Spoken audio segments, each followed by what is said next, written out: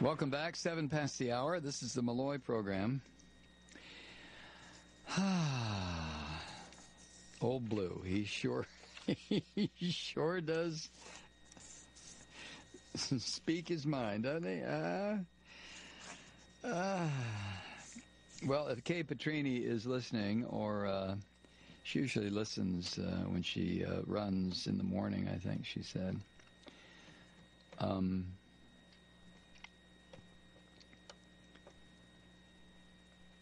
What was I going to say? Oh, well, this will get her pulse rate up tomorrow, for sure.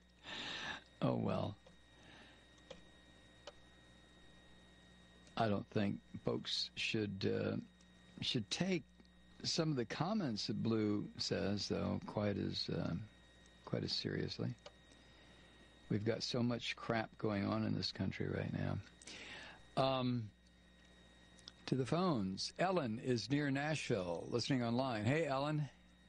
Well, hi, Mike. Well, hi, Ellen.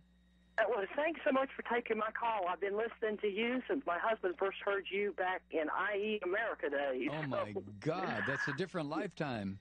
Well, it is, and I'm not much of a phone caller because I've never had the nerve. I feel uncomfortable calling, but guess what? Blue made me do it, and it's because I have to defend Blue. You have to. I think he needed to. You have to. You have to defend Blue.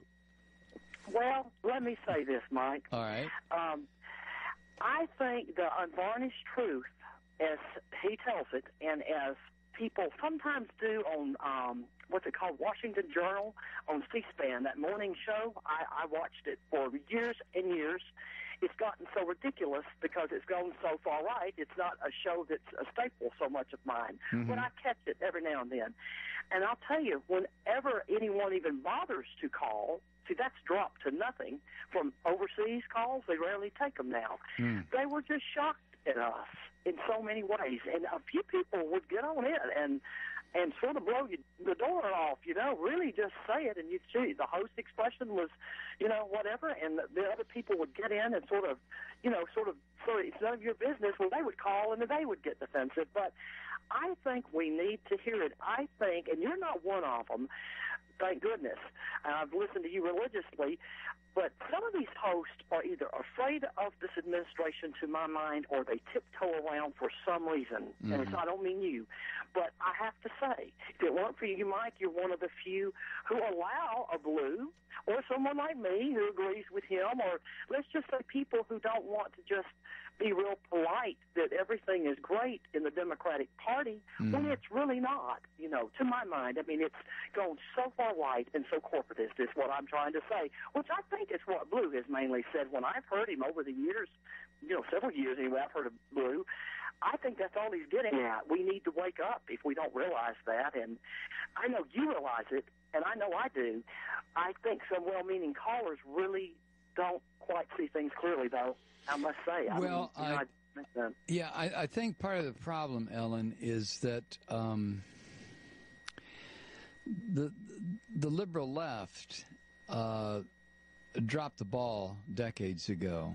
The Democratic Party dropped the ball decades ago. They were totally intimidated 30 years ago by this Hollywood actor who pretended he played a role. He thought it was in a movie, Ronald Reagan, where he was the President of the United States. And I think an awful lot of otherwise reliable Democrats were seduced and willing to be seduced because times were rough back in the 80s. I don't know how many people remember. Ronald Reagan was a spendthrift. He layered all kinds of tax increases on the American public, but because he was a Hollywood actor, he was handsome, he was smooth, he was slick, he was soothing. He had a big grin. It was always morning in America, back when people really wanted to hear that. And had a great smile, and, and a lot of people in this country on the otherwise reliable Democratic side were seduced, and they came up with these crazy so-called Reagan Democrats. And meanwhile, the activists in the Democratic Party, we were busy organizing against nuclear waste and nuclear energy and nuclear power.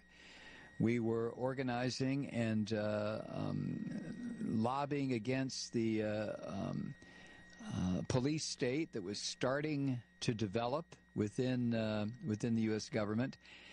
And nobody paid too much attention to organizing Democrats to continuing to support the union movement. And the most grievous thing that the left did, or not the left, but the Democrats did, they stopped voting.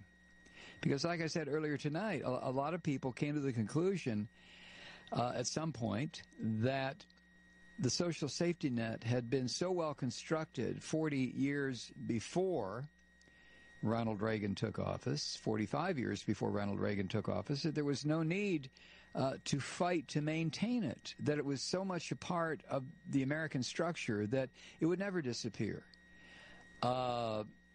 And back in the day, there was still a trust that corporate America would do the right thing. It was only 35 years ago that the average CEO made 30 times the average shop worker, not 400 times or 1,000 times. So, but Democrats stopped voting. Oh, it's cold out. Oh, it's raining. Oh, I don't know. I can't get it. Well, I didn't go. In the meantime, the neo-fascists, even 30 years ago, the ones who are all dead now, for the most part, were busily organizing. They started organizing after Barry Goldwater was tossed on the trash heap of history. And they started organizing not just politically, but economically. They started very subtly changing the color of this country, the financial color, the emotional color. In the 50s, we had the Red Scare. In the 60s and 70s and 80s, there was still a Red Scare, but I mean, Gorbachev was someone that Ronald Reagan could have a drink with and talk about ending nuclear weaponry. But the Democrats got slack. And the Republicans, the hard right Republicans, the neocons, the fascists, continue to organize. Fascists always continue to organize, whether it's in South America or Europe or the Middle East or Asia. It doesn't make any difference. Fascists never stop organizing, ever. They may go underground like the snakes and worms and cockroaches that they are, but they continue to organize. And when they finally do burst out of their mud holes, they have an entire structure that will support them. And the Democrats got lax. The Democrats didn't pour millions and millions and millions of dollars back when that was real money into so-called think tanks. We didn't pour it into publications. We didn't have people buying networks, television, radio networks. We were too stupid, too relaxed, too unconcerned, too I've got mine, Jack, or I'm struggling, or I can't pay attention to that nonsense now, or I paid my dues in the 60s or the 70s or whenever. So, I mean, come on. When the coup finally occurred, and it occurred, was it December 12th, 2000? Was that when the Supreme Court ended representative government in this country forever? And what happened when the United States was turned over to criminals? Nothing.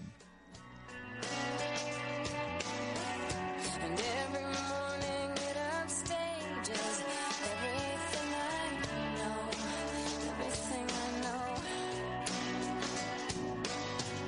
It's the American way, the New World Order. We hold these truths to be self-evident. Well, this is evident, yeah. You gotta laugh sometime. Why not weekday mornings from 6 to 9 with Stephanie Miller on Talk Radio 1230 KJFK.